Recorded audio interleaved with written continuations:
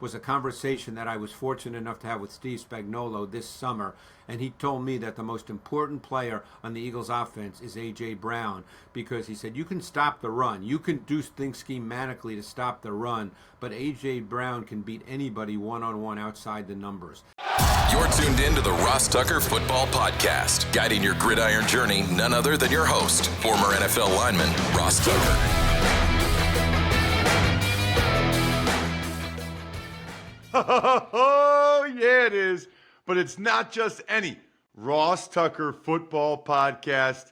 It is a teaching tutorial Thursday, which means it's part one of our two-part discussion with the civilian GOAT, the NFL Films 46-plus year legend, Greg Cosell, who, by the way, is presented by Liquid Death.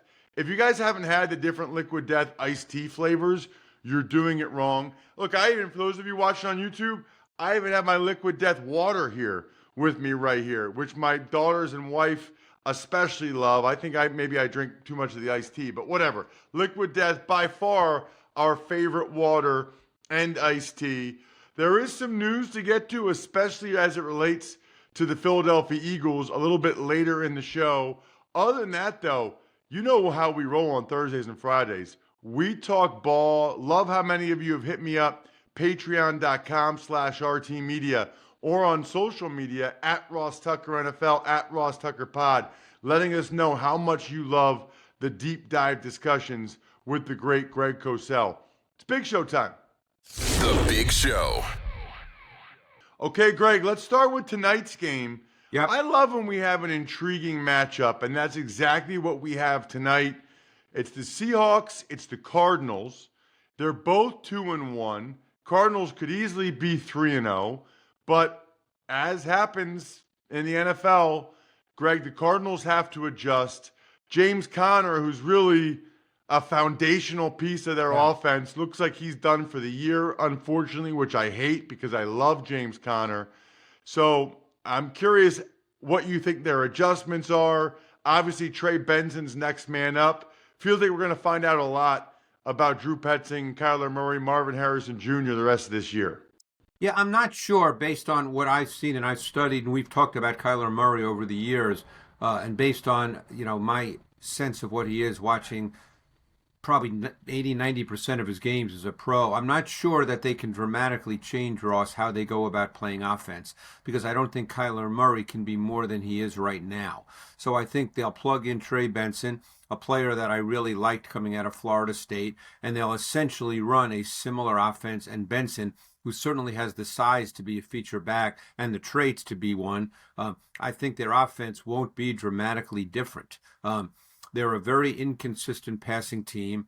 I couldn't begin to tell you what's going on with Marvin Harrison. When we spoke a number of weeks ago about Kyle Pitts, I used the word uninspired. That's the way Marvin Harrison looks when you watch him play. He's very talented, but he's clearly not part of their offense. Now, he had a bad drop last week on a double post cross combination. They came back to a similar play later in the game. He caught it for 32 yards. He's not really a run-after-catch guy unless he has a lot of space in front of him. So I don't know where that stands, but they need him to be a major factor in their offense. And I don't know how that works out there, but Kyler Murray is really a complementary piece. Now, I will say one thing about Murray. In any given game, he can be dynamic and he can be the difference. There's no question. But that's not what you can count on. He can't make those plays every week, and he doesn't. Boy, there's a lot of good stuff there, Greg. A lot of good stuff there. For Marvin Harrison Jr., so, you say you're reluctant, obviously, to talk about a quarterback like a J.J. McCarthy after a couple games. And I guess I would even say I'm a little bit hesitant to make, judgments on any player after a year and 3 games. But I think it's fair to ask you, is there something we missed with Marvin Harrison Jr.? Is there something that maybe we should have identified? It's interesting to me.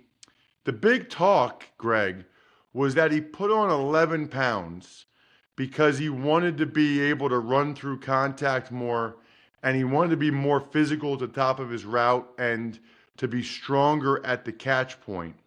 What I think is interesting is when I hear that, and you can correct me if you think I'm wrong, but when I hear that, it's okay, I'm not getting the separation that I got in college as a result of my route running. So now I need to be able to use my body to get a little more separation. That's okay. Or be able to make more contested catches, which that's okay too. But I guess when I hear that, I don't hear like, hey, I'm going to be able to separate from these guys. Yeah, that's a hard question to answer. Look, there are times he wins in his routes and the ball's not thrown to him because I look at him because obviously he's a topic of conversation. But I think maybe the one thing that I missed, I guess, because I really liked him coming out, and I don't think I was the only one, but, he's not really a run-after-catch player. That's the one thing that people who liked Neighbors more, that was a big difference between the two, that Neighbors just had this physicality to him and the run-after-catch ability. So Harrison is kind of a smooth receiver who was a really, really good route runner. And I think he still is, but they don't throw him the ball, and I can't answer that question. But I will say this: that I think we have to mention the team they're playing because last week, and I know they weren't playing a great opponent. New Orleans doesn't look like a great team, but you're starting to see the Clint Kubiak offense take shape. There was a lot more play action boot. Darnold's only been sacked 3 times in 3 games. That offense, now they'll want to run the ball better. Their run game is not consistent enough at the moment, but it's a foundational part of how they want to play. But their pass game is getting better and better as the weeks go on. You know what jumps out to me about them, Greg? Just watching them a little bit. They have, their D-line is not messing around. No. I mean, DeMarcus Lawrence, I feel like this is the best he's looked in a couple years. Yes. Byron Murphy has kind of made a year 2 jump. We know what Leonard Williams was last year. I mean, you start to look and they got real guys on that defensive line. Yeah, this is going to, I said before the season that I thought this would end up being one of the best defensive units in the league. And I think they're kind of moving in that direction. And I tell you, a really good player for them, and the Eagles could probably use him right now, is Josh Jobe. Josh Jobe is a really good player for the Seahawks. He played nickel last year. He played on the outside. They would bring Witherspoon inside. He's been playing outside quite a bit this year. He's a really good player. Wow, that's fascinating. Isn't it so interesting how that happens, Greg? I know, isn't it? It's like, and by the way, Eagles, they get rid of Kendall Lamb. The Dolphins, happy to scoop him up. There's just guys that I know different coaching staffs look at differently, more. I wouldn't be surprised to that point, Greg, if Eli Ricks, who I think is back on the Eagles practice squad, if he went somewhere else at some point and was a productive player, that wouldn't surprise me at all. No, not at all. I'm really surprised how that works because, I think about that all the time. I mean, Jobe's a perfect example of that just because the Eagles obviously cut him and he's really played well in Seattle. Okay, let's get to the Sunday morning game in Dublin, Ireland. It's the first time ever over there, which is really cool.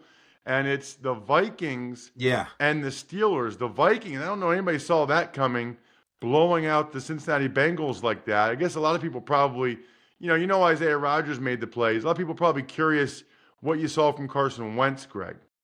Yeah, he didn't have to do a lot in that game because of the nature of the game. I thought he played efficiently. He's always going to have a tendency to be a little scattershot with his ball placement. He's a wide base thrower, and there are times he rushes his delivery when the pockets are a little squeezed, and his wide base and elongated motion become exacerbated. I guess that's an SAT word, exacerbated. They get a little worse.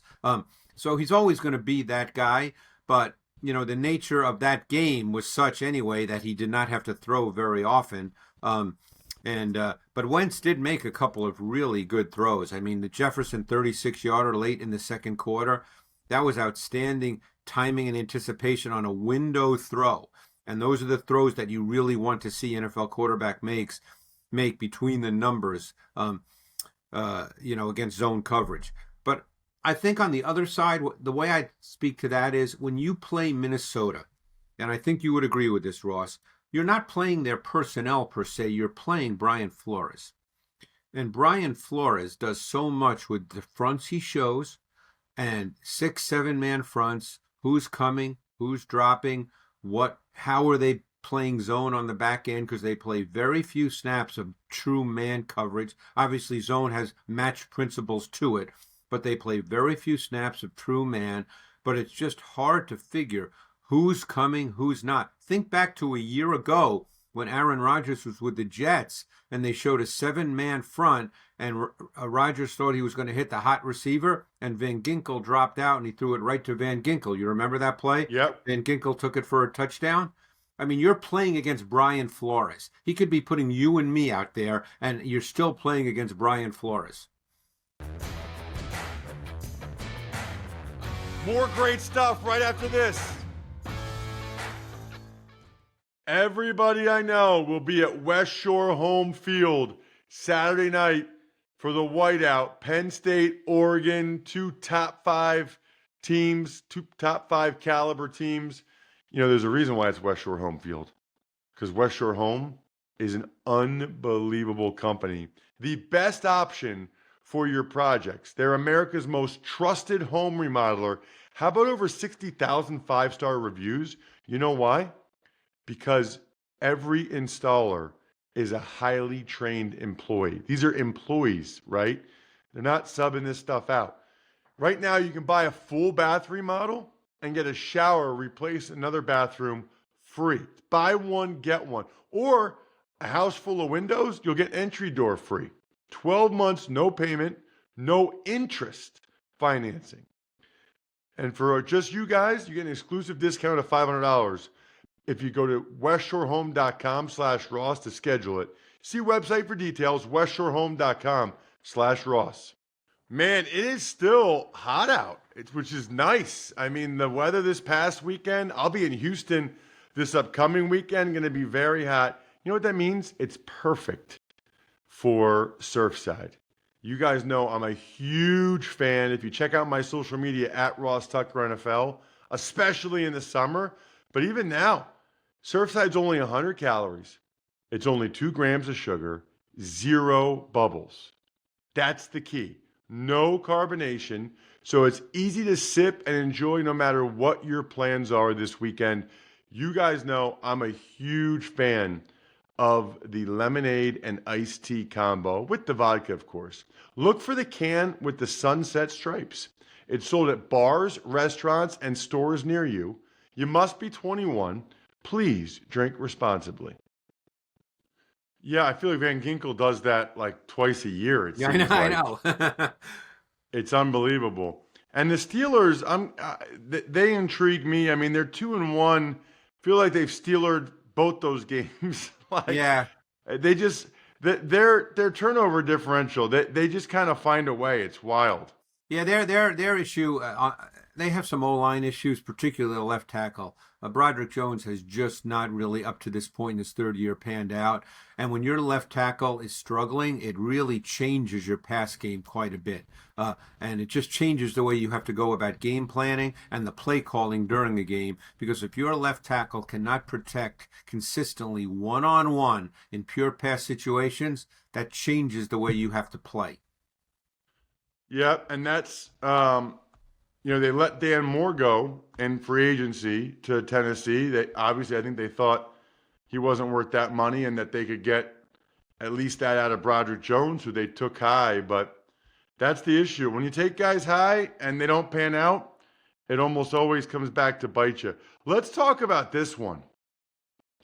Cleveland and Detroit. Yeah. That Browns defense that shut down the Packers against the Lions offense, Greg, that I got to tell you, these last couple of games, they look like the Ben Johnson Lions offense in terms of creativity and production.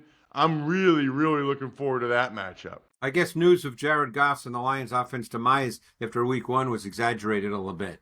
But This Browns defense, they are a fascinating defense. They're based on their front four. They're not a high percentage blitz defense. This front four is really good. People obviously know about Myles Garrett. They actually have a 5-man D-end rotation. Garrett plays the more snaps than any of the other four, but they have a 5-man D-end rotation. Mason Graham played, I thought, his best game of the season, the rookie D-tackle from Michigan this past week against Green Bay. Malik Collins is another player, Ross. There's a few of these guys in the league that seem to be on a different team every year, but they always play well. I can, we talked about Josh Jobe before. I mean, you have a guy like Malik Collins. You have a guy like Mario Edwards. There's guys like that who seem to be on a different team almost every year, and they always play well. And they're really quick inside because both Graham and Collins have really good quickness off the ball. And the Schlesinger, the rookie linebacker from UCLA, has played extremely well, very active player, showing a little more physicality at the NFL level than he showed in college. And I got to tell you, they're two corners, and they don't really change sides. Ward plays left corner, Newsome plays right corner, and they are playing at a high level. And I'd be remiss if I didn't mention Grant Delpit because he's a really, really good safety. So they have really good players at all three levels, but it starts up front. This will be a really interesting matchup because we all saw on Monday night, and I watched the tape as well, that as the game progressed, that Lions offensive line, particularly with the young players, Mahogany and Ratledge at guard, they were just moving the defensive linemen for the Ravens. Now, Matabuke didn't play, obviously, but you don't expect to see Jones move the way he was in the game on Monday night. Yeah, that was awesome. I'll tell you something else that jumped out to me. The Lions tight ends were kind of blocking their butts off too. Brock Wright and even Laporta. I mean, they were winning at the point of attack against the edge guys for the Ravens. I saw somebody post this on social media. I can't remember who it was. But if your tight ends can block, that's a huge differentiator in pro football right now. We've talked about that. You mentioned it a couple of weeks ago, that it's really, really a big deal. And yeah, they're blocking well. And I tell you who had some really big-time one-on-one blocks as well was Penei Sewell. And obviously he's a great player, so it's not surprising. But he had some big-time blocks. And then they whipped out that formation where they had that sort of 3-man I formation, which they ran a number of times. It's called the Maryland I because it was developed actually in the 1950s by a Maryland coach named Tom Nugent, so it's called the Maryland I, and they used it effectively as well, where they had both Montgomery and Gibbs on the field at the same time in what we usually call the pony package when it's two halfbacks. Let's talk about my game, Greg. Two teams desperate for a win. It's the Titans and the Texans. It's probably not a shock that the Titans are 0-3, but it is a shock that the Texans are 0-3. What are you seeing from these two struggling offenses? Yeah, I mean, let's like you said, probably not a lot of people are surprised about the Titans. They don't have a really good roster. They're just in a tough situation right now. They're probably going to take a year, with a new GM and Mike Borgonzi to try to figure this out to what they really need to do. But let's talk the Texans because no one thought they'd be 0-3.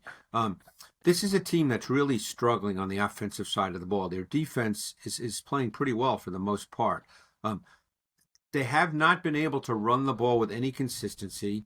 And Stroud has not been a confident thrower. There were throws he has made in the past, especially going back to his rookie season, where his timing and anticipation was high level. Now he too often does not see those throws as viable, and he's not turning them loose, and he's getting stuck in the pocket. And they're the worst third down conversion offense in the NFL through 3 weeks. Keep in mind, Stroud is at his core a pocket quarterback. Yes, can he get out of the pocket on occasion? Sure, but he's not a playmaker. He has to win from the pocket. And right now, they're not really winning from the pocket consistently enough. And, they're just so poor on third down. Now, I didn't check to see every third down. I imagine they're in a lot of third and longer yardage situations, which, of course, is must pass, and the defense has a tactical advantage in those situations. But it's been a little bit of an uncomfortable watch because Stroud is not a comfortable player right now. Yeah, and he wasn't last year either, and I agree. Just don't know how that happens. I mean, Last year they had significant O-line issues and they had receiver injuries, but it was the same offense. It was Yeah, still Bobby Slowick's it's a offense. new offense this year. Yeah, Um, new offense this year, which might be part of it. Supposedly they put more stuff on his plate. I don't know. It doesn't really well, seem I'll like say that's one worked other out. thing. You hear a lot of people always say, "Well, it's the O line," and you know what? To some degree, yes. But in the NFL, when you're a quarterback, you've got to learn how to function with what you have. In other words, you can't lose games and then say, "Well, my O line's not great." That doesn't fly, Ross. You know that. You were in locker rooms. That doesn't work. You have to figure out a way to function within the context of what you have and within the context of your offense.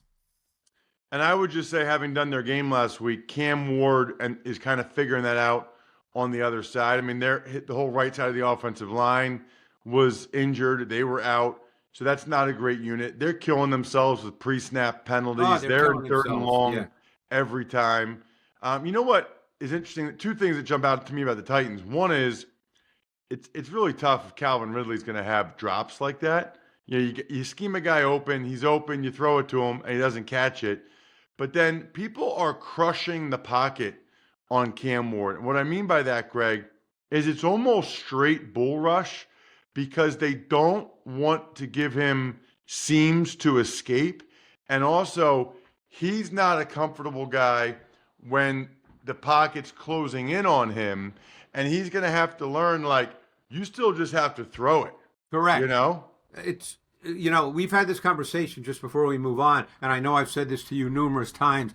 When you're an NFL quarterback and you're a young quarterback, you have to learn what what pressure is and what pressure isn't at the NFL level. Because what Cam's doing right now a little too often, and I know the O-line play has not been good, and we understand that, but he tends to drift, and he drifts too soon. So what happens is he loses his lower body mechanics. He's not quite ready to deliver the football. So he's going to have to learn what the difference is in the NFL between what's really pressure and what's not really pressure. Let's talk Chargers, Giants. Obviously, the big news, Greg, Yep. is the Giants have done it. They've made the quarterback switch. It will be Jackson Dart time. That's a heck of a first game for him against Jesse Minter and the Chargers defense. Yeah, Minter, it's funny. I really enjoy watching Jesse Minter's defense because he's not necessarily a high percentage blitz guy, but he blitzes. When he does blitz and it's selective, he's really good at it. And he's got some really good overload concepts. Derwin James gives you so many options with what you can do. He never comes off the field. It's a fun defense to watch because just the things he does. And I don't want to say they're surprising. I'm sure teams that study him in detail, I can't study him like a team does, and I'm sure there are some tendencies, but it's just he does a really good job with that. And I think the other story with the Chargers is how they sort of evolved as an offense. They are throwing the ball way more than you would expect a Jim Harbaugh, Greg Roman offense to throw the ball. They are a passing team right now through 3 games. They are putting the ball in Herbert's hands. And I think one of the things about Herbert, and I think if you're going to throw it a lot, your quarterback has to really have that finely tuned understanding of the balance between when to be aggressive and when to take sustaining throws. Because if you're going to throw the ball a lot, Ross, your quarterback has to be a sustainer. Now, I'm not going to sit here and compare Herbert to Tom Brady, but one of the great things about Brady was that if you gave him on 1st and 10 a 6-yard throw, he's taking the 6-yard throw. It's 2nd and 4. He'll take that every day of the week.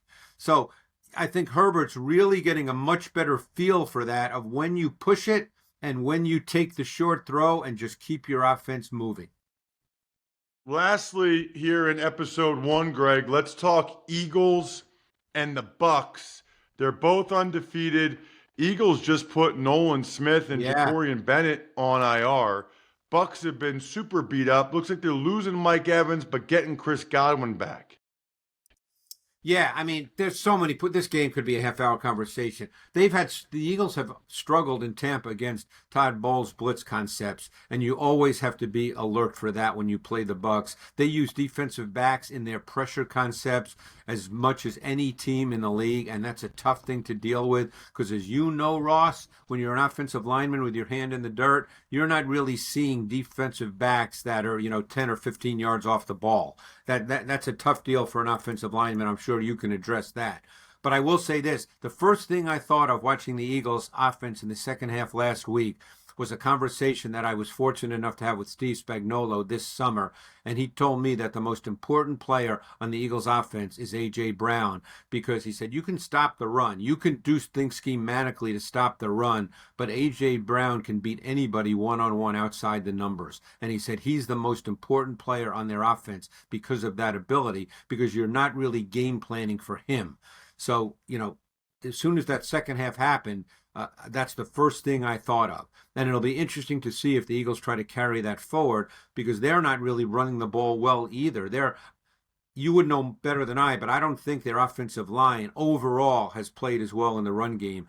Think about this stat. Last year, Barkley led the NFL by a wide margin in the fact that he wasn't touched until he gained more than 4 yards. That was first contact. This year, he's right around 2 yards. So he's not getting past the first level of the defense this year as he did a year ago. Greg, fantastic stuff. Absolutely love it. Excited for part 2 tomorrow. Thank you so much. Thanks, Ross. All right, let's dive into the news. But first, so I'll be in Houston Sunday for the Titans and the Texans. And that's one of the things I love about the Game Time app. I have Houston pulled up, right? So Rice has women's volleyball Friday night if I wanted to go. My daughters both play volleyball. You can go to that Texans-Titans game I'm going to. Somebody's got to win. $62 is the get-in price on the Game Time app on my phone. Oh my goodness. Friday and Saturday, the Savannah Bananas are going to be in town. That's awesome. People love them. Houston basketball. I actually went to a Houston basketball game last year. Highly encourage you. Just get the Game Time app on your phone. And then the first thing you need to do is put the code Ross in there so you get $20 off your first purchase. Take the guesswork out of buying NFL tickets with Game Time. Download the Game Time app, create an account, use code Ross for $20 off your first purchase. Terms apply. So again, create an account and redeem code ROSS for $20 off. Swipe, tap, ticket, go. Download the Game Time app today. Tux Takes. All right, Ross, the Eagles, they're a little banged up. They placed Nolan Smith and corner Jacorian Bennett on IR. That's a problem because I think you can argue that Jacorian Bennett has played better than Adoree Jackson as the corner opposite of Quinyon Mitchell. So I don't know. I kind of felt like that he was about to take over that job or had a decent chance to, but now he's out at least 4 weeks. And then Nolan Smith has pretty clearly been their best edge defender. He's definitely done more than Jalix Hunt has. And so you think about that, the Eagles arguably losing their best edge player and a starting corner. I mean, most defensive coordinators would tell you that those are the two most important positions on defense. So those are big losses, especially going against a team like the Bucs. And the Browns, they signed offensive tackle Thayer Munford off the Patriots practice squad. Well, they needed to do that because, they lost their left tackle, DeJuan Jones, for the season. Munford's a guy that can play either side, has some experience. I'll also say this, Jack. Maybe we'll get more information soon, but sounds ominous for Nnamdi Madubuike with the Ravens based on what John Harbaugh said yesterday. Keep your eye on the Ravens' best defensive lineman as well. Other than that, I think we're done here. Thanks for tuning in to the Ross Tucker Football Podcast. Make sure to also check out Even Money, Fantasy Feast, and College Draft, all on the DraftKings Network on Samsung TV Plus, YouTube, or subscribe to the podcast on your favorite platform. Shout out myfrontpagestory.com. You guys know how I feel about telling the people in your life how you feel about them. myfrontpagestory.com, backofficescheduler.com, humanheadnyc.com, Sporticulture, Pizza Boy Brewing.